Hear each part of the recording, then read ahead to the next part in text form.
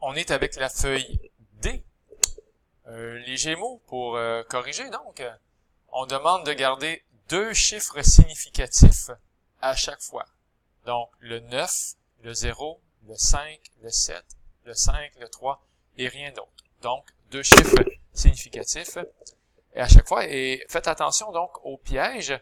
Si vous bougez la virgule, par exemple, une fois, deux fois, trois fois, quatre fois et cinq fois, c'est un bon départ, comme dans 10 à la 5. Mais on n'écrira pas 8,9, même si c'est ça qui nous tombe en pleine figure, parce qu'il y a un 5 qui est ici, qui est en train de murmurer à l'oreille du 9. Il va avoir une promotion, il va grandir. Le 9 va devenir, on peut pas devenir plus grand que 9. Donc finalement, au lieu d'écrire 8,9, on va écrire 9,0.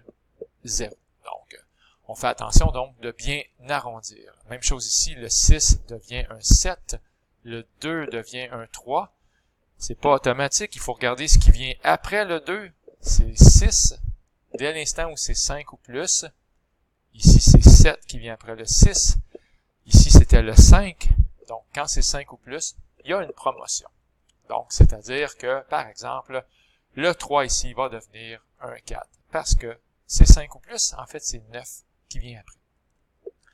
OK, on sait ça déjà. De toute façon, écrire en notation décimale, soyez juste habile en faisant des regroupements. Idéalement, on aimerait ça ici que ce soit regroupé, un paquet de 3, et ici un paquet de 2. Ici, on le voit très bien d'ailleurs, des paquets de 3. C'est apprécié, et peut-être même que ça va donner des points.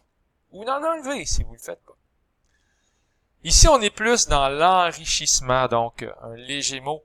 On peut pas additionner des 10 à la 3 avec des 10 à la 6. Ça se fait pas très très bien. Je pourrais additionner des 10 à la 3 avec des 10 à la 3, par exemple. Je pourrais dire que j'ai 2000 $ que je trouve par terre et ensuite je trouve 3000 $ par terre. Ça s'additionne bien. Hein? 2 fois 10 à la 3 et 3 fois 10 à la 3. Bien sûr que ça va faire plus. Ça va faire 5 fois 10 à la 3. Parce que bien sûr que ça fait 5000 $. Alors, tiens, on va mettre des signes de dollars. Habituellement, les élèves, ils comprennent bien quand on parle d'argent. Donc, ça s'additionne bien, n'est-ce pas?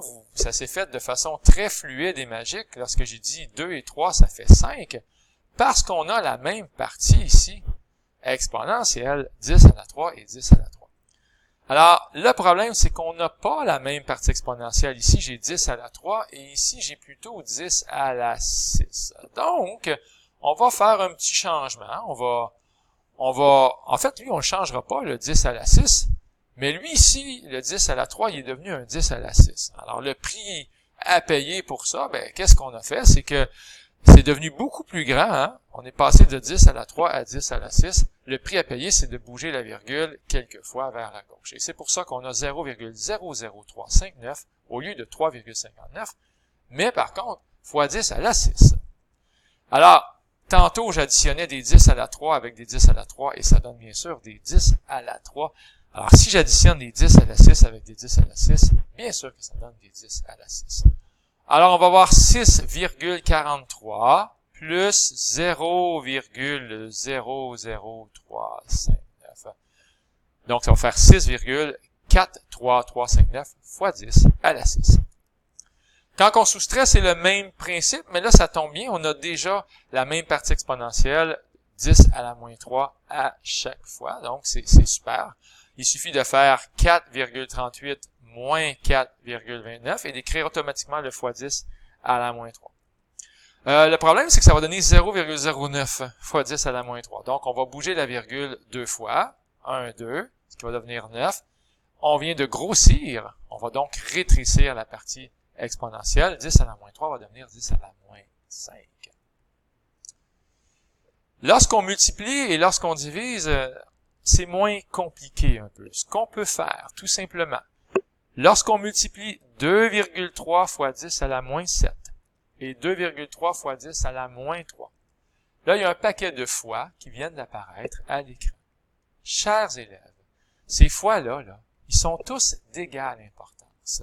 Et donc, je peux l'écrire un peu dans l'ordre que je veux. Je pourrais écrire 2,3 fois 2,3. Tiens, je vais encercler lui, il a été utilisé. Et lui aussi, je vais l'écrire tout de suite à côté de son ami. Et ensuite, fois 10 à la moins 7. Et ici, fois 10 à la moins 3. Et pourquoi j'ai réassemblé ça? Parce que ça va être plus facile de le gérer. 2,3 fois 2,3. Bon, j'avoue que c'est pas tout le monde qui sait ça par cœur. Moi, je sais que 23 fois 23, ou le carré de 23, ça donne 529. Donc, je peux réaliser ici que la réponse va être 5,29.